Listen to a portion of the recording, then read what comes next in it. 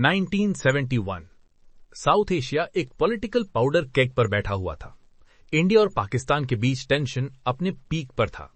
तभी पाकिस्तान ने इंडिया पर अटैक लॉन्च किया, लेकिन ये वॉर सिर्फ बॉर्डर्स तक लिमिटेड रहने वाला नहीं था। इंडिया ने इमीडिएटली जवाब दिया और वेरी शॉर्ट टाइम में वॉर का बैलेंस इंडिया के फेवर में शिफ्ट होने लगा। उस समय पाकिस्तान दो हिस्सों में डिवाइडेड था, वेस्ट पाकिस्तान और ईस्ट पाकिस्तान। इन दोनों के बीच करीब 1600 किलोमीटर्स की डिस्टेंस थी और यही डिस्टेंस पाकिस्तान की सबसे बड़ी वीकनेस बन गई। ईस्ट पाकिस्तान में इंडियन फोर्सेस तेजी से एडवांस कर रही थीं। पाकिस्तान की सप्लाई लाइंस कोलैप्स हो चुकी थीं। कम्युनिकेशन फेल हो चुका था। सिचुएशन पूरी तरह आउट ऑफ कंट्रोल जा रही थी। इसी मोमेंट पर एक न्यू पावर कॉन्फ्लिक्ट में एंटर करती है, the United states of America.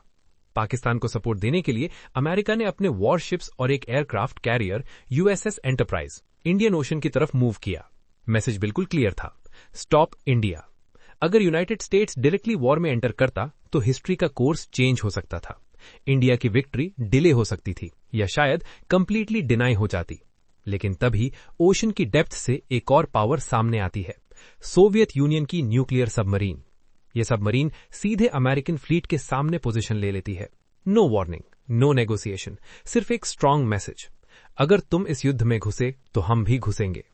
America समझ गया कि अब यह सिर्फ इंडिया पाकिस्तान वॉर नहीं है, अब सामने था super power versus super power situation.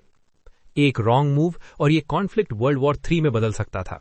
Result, America पीछे हट गया, दबाव खत्म हो गया और हिस्ट्री ने अपनी राह पकड़ ली। इंडियन फोर्सेस ने ईस्ट पाकिस्तान में डिसाइसिव एडवांटेज सिक्योर कर लिया। 16 दिसंबर 1971 पाकिस्तान आर्मी ने सरेंडर कर दिया। करीब 93,000 सैनिकों ने हथियार डाल दिए। यह था वर्ल्ड वॉर 2 के बाद का लार्जेस्ट मिलिट्री सरेंडर। और उसी मोमेंट ईस्ट पाकिस्तान अलग हो गया और एक नया देश जन्मा, बांग्लादेश। समय बदला, सरकारें बदली, लेकिन पॉलिटिक्स कभी नहीं बदली। आज बांग्लादेश एक इंडिपेंडेंट कंट्री है, लेकिन इंडिया को लेकर फीलिंग्स मिक्स्ड हैं। कुछ पॉलिटिकल पार्टीज इंडिया हेट को वोट बैंक टूल की तरह यूज करती हैं। 1971 हिस्ट्री डाइल्यूशन। न्यू जनरेशन को बताया जाता है कि बांग्लादेश की फ्रीडम सिर्फ इंटरनल स्ट्रगल से मिली है। China and Pakistan influence. China का इकोनॉमिक इन्फ्लुएंस और पाकिस्तान की old strategy India against narrative build करती है। Border, water and trade issues, T star river, border incidents और ट्रेड इम्बैलेंस पब्लिक एंगर को फ्यूल करते हैं। The reality check.